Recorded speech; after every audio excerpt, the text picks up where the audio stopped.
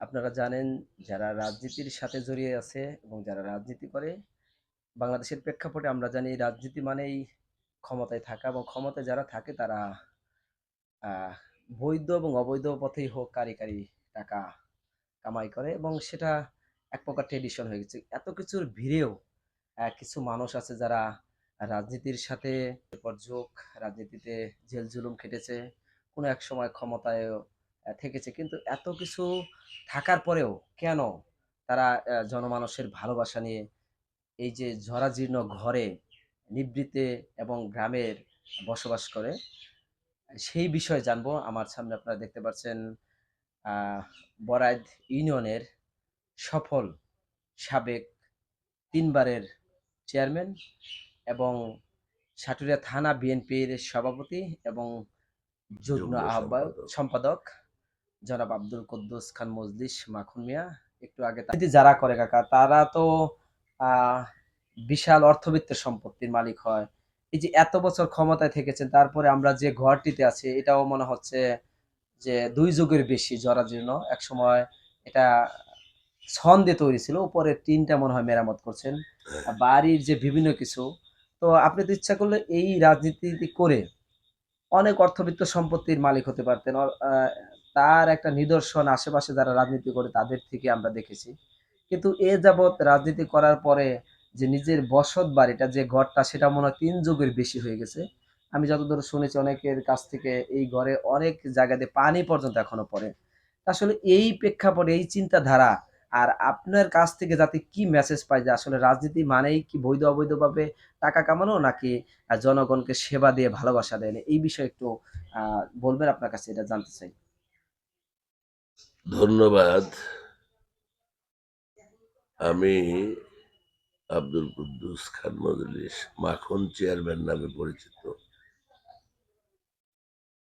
আমি দীর্ঘদিন রাজনীতির ফাঁকে ফাঁকে বিদেশে চাকরিরত ছিলাম। চেয়ারম্যান হই প্রথম আমি ৯২ সালে। এই চেয়ারম্যানই আমলে আমি আবার মানিকগঞ্জ জেলা ইউনিয়ন পরিষদ ফোরামের নির্বাচিত সভাপতি হই, জি। ৫ বছর ছিলাম। সেটা। এরপরে আবার আওয়ামী লীগ ক্ষমতায় আসে। সে আওয়ামী লীগের আমলে আমি চেয়ারম্যান হয়ে আমার চেয়ারম্যান ছিনিয়ে নেওয়া যাওয়ার চেষ্টা করছে আওয়ামী লীগের ক্যান্ডিডেটরা। কিন্তু জনগণের প্রতিরোধের মুখে চেয়ারম্যান নিতে পারে নাই। আমি চেয়ারম্যান নির্বাচিত হয়েছি এবং ওইবারও বাংলাদেশ ইউনিয়ন পরিষদ ফোরামের মানিকগঞ্জ জেলার সভাপতি সভাপতি ছিলেন। নির্বাচিত হই। এটা কিন্তু ভোটে নির্বাচিত হয়েছে। ভোটে। তো বিএনপির সাটুরিয়া থানার সর্বপ্রথম রাজনীতি শুরু করে আমি সেক্রেটারি হিসেবে, তারপরে সভাপতি দীর্ঘদিন। যাদের সঙ্গে আমরা রাজনীতি করেছি এবং তাদের অনেকেই আজকে নাই, পৃথিবীর থেকে চলে গেছে। এবং আমি যতবারই ইউনিয়ন পরিষদ নির্বাচন করেছি আমার কিন্তু টাকা পয়সা খরচ হয় নাই। কারণ আমাকে জনগণ আমার ভোটও দিছে এবং টাকা পয়সা দিয়েও সহযোগিতা করছে। রাজনৈতিক জীবনে সততার অভাব আল্লাহর রহমতে আমার নাই। এই এলাকাতে বা পুরা থানায় বা জেলায় বা এখন চেয়ারম্যান একজন ভালো মানুষ, সৎ লোক, এই পরিচয়টা আপনারা পাবেন অবশ্যই। যে কারণের জন্য আমি অর্থবিত্ত আমার যা ছিল তা ঘুরে গেছে। কারণ আমি জনগণের কল্যাণের জন্য কাজ করি, জনগণের উপকারের জন্য কাজ করি, মানুষের কল্যাণের জন্য কাজ করি। আমি কোনোদিন কারো কোনো ক্ষতি করি না, এটা চ্যালেঞ্জ দিয়ে বলতে পারি। উপকার করার চেষ্টা করছি। আর এই রাজনৈতিক জীবনে আমি এই বরাত থেকে সাটুরিয়া এবং মানিকগঞ্জের রাজনীতি করতে যে প্রথম শুরু করেছিলাম সাইকেল নিয়ে। ধলেশ্বরী নদী ছিল তখন বিরাট বড় নদী। সাইকেল নিয়ে রাজনীতি শুরু করছি, তারপরে মোটরসাইকেল এই এলাকার মধ্যে প্রথম আমারই মোটরসাইকেল কেনা। এই কষ্ট করে থানা এবং জেলার রাজনীতি করে আমি সাদা মনের মানুষ হিসেবে মানুষের কাছে পরিচিত। যে কারণে সব দলের মানুষই আমাকে যথেষ্ট শ্রদ্ধা করে। আওয়ামী লীগ আসে, তখন আমি রাজনীতিতে ছিলাম। তখন কর্নেল মালেক সাহেব চেষ্টা করছে, আমি যাই, দল ছাড়ি নাই। দলের আদর্শ নিয়ে মানুষের সেবা করছি, মানুষের উপকার করছি, কারো ক্ষতি করি নাই। কদিন জীবিত থাকবো ইনশাল্লাহ বিএনপি করবো। আমাদের বর্তমান নেত্রী আফরোজা খান রীতা, তিনি বিগত 16-17 বৎসর যাবৎ নিরলসভাবে পরিশ্রম করতেছে। নেতাকর্মীদের জেল জুলুম। আমার এখনো পর্যন্ত 8টা মামলা আছে। সবগুলোই নাশকতার মামলা নাশকতা। এবং সবগুলোই নাশকতার মামলা এবং এই মামলা মোকদ্দমা এবং জেল 5-6 বার কাটতে হয়েছে এই বয়সে এবং তারপরেও পিছিয়ে যায়নি। আমি সারা জীবন চেষ্টা করছি ভালো পথে থাকার জন্য। এখনো আছে, আমার সম্পদ নাই, অর্থ নাই, কিন্তু মনোবল আছে বুকের। এই ঢাকার থেকে শুরু করে আমি বাংলাদেশে বিএনপির রাজনীতি করতে যাই, সেই লং মার্চ থেকে শুরু করে যত বড় বড় প্রোগ্রাম হয়েছে সব প্রোগ্রামে আমি অ্যাটেন্ড করছি আমার থানার লোকজন নিয়ে বা এলাকার লোকজন নিয়ে। এই কত বৎসর ঢাকার থেকে শুরু করে মানিকগঞ্জ সকল জায়গায় যত প্রোগ্রাম সকল প্রোগ্রামে আমি অ্যাটেন্ড করছি। আর লাস্ট 4 তারিখের মানিকগঞ্জ যে মুক্ত হইল, বলতে গেলে এক ধরনের মুক্তই, সারা বাংলাদেশ তার মুক্ত হয়েছে। এদেশের ছাত্র সমাজ, আমরা 15 বছর রাজনীতি করেও যে সফলতা আনতে পারিনি, কিন্তু আসলে ছাত্র সমাজ যেভাবে আন্দোলনে নেমেছিল বুকের তাজা রক্ত দিয়ে, সেখানে গতকালকে আমাদের প্রধান উপদেষ্টা গিয়েছিলেন ইয়ের বাড়িতে, রংপুরে আবু সাইদের রংপুরে বাড়িতে। আবু সাইদের বাড়িতে। আবু সাইদ আসলেই যেভাবে তার গুলির সামনে মুখ পেতে দিয়েছিল, এটা সারা বাংলাদেশে না সারা পৃথিবীতে একটা ইতিহাস হয়ে থাকবে। ওই যে পানি বিলাইতেছিল মুগ্ধ। মুগ্ধ, সে মুগ্ধ, এই মুগ্ধ, সে মানুষকে মুগ্ধ করেছে। তো এই আন্দোলনে আমরাও কিন্তু শরিক ছিলাম। এর যে অবস্থান মানিকগঞ্জ, সেটার আপনার সক্রিয় ভূমিকা ছিল। বিভিন্ন গণমাধ্যমে ফুটেজ, ভিডিও এবং দেখছি। আপনারা জানেন যে এই আন্দোলনে বিপ্লব বলা যায়। বিপ্লবে কিন্তু অনেক গণমাধ্যম কর্মীরা আহত এবং নিহত হয়েছে। যে এই বয়সে যে অনুপ্রেরণা, এই বয়সে যে রাজনীতির পাশাপাশি মাঠের রাজনীতি, অনেকে আছে ঘরে বসে রাজনীতি করে, মাঠে দিক নির্দেশনা দেয়। সেটা মাঠেও সক্রিয় এবং এই চড়াই উতরাই পাড়ি দিয়ে 5ই আগস্ট এই দেশ থেকে শেখ হাসিনা যখন পালিয়ে যায়, 8 তারিখে একটা অন্তর্বর্তীকালীন সরকার। এই যে নতুন বাংলাদেশ, সেই নতুন বাংলাদেশ নিয়ে আপনার প্রত্যাশা কেমন, এটা একটু বলবেন? আশেপাশের অনেক মানুষের আপনাকে নিয়ে একটি মানে সেটা আলোচনায় বলেন, সমালোচনা বলেন, যে মাখন মিয়া যদি বিচার করে সেটা ন্যায় বিচার। কিন্তু এই বিচারের ক্ষেত্রে যারা ন্যায় বিচার পায় তারা সবসময় প্রশংসা করে।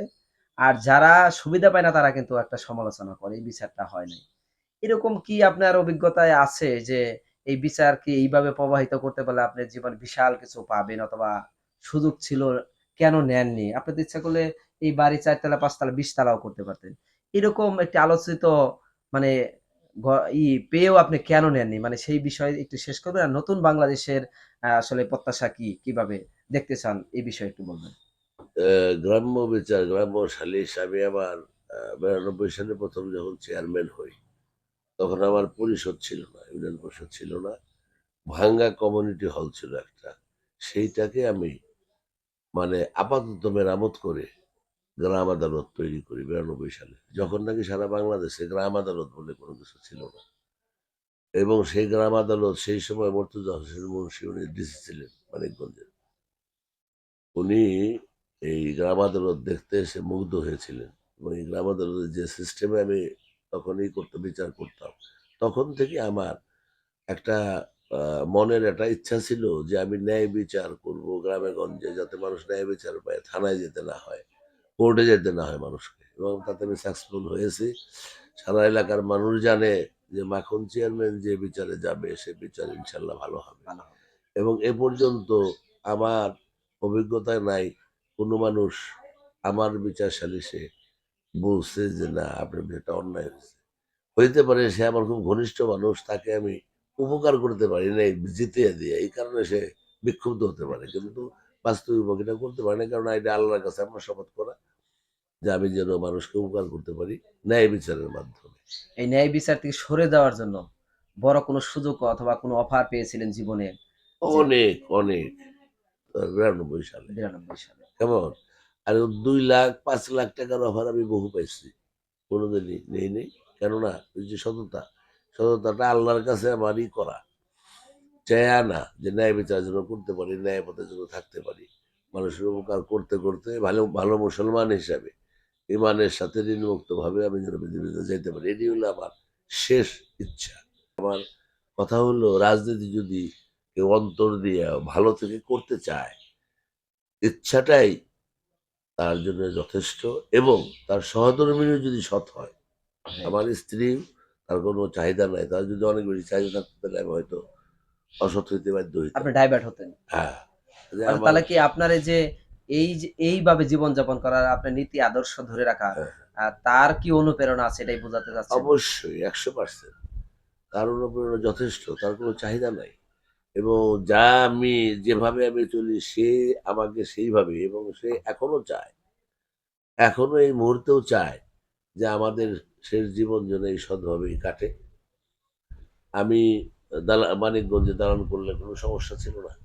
কিন্তু দালান করতে যাইনি, না করতে পারিনি, আমি বিক্রি করে এসে রাজনীতি করছি, বাণিজ্য খাইছি। কেমন সাটুনার জায়গাতেও বিল্ডিং করলে আমার কোনো সমস্যা ছিল না, আমার কিচ্ছুই করতে হতো না, সমস্যা নেই।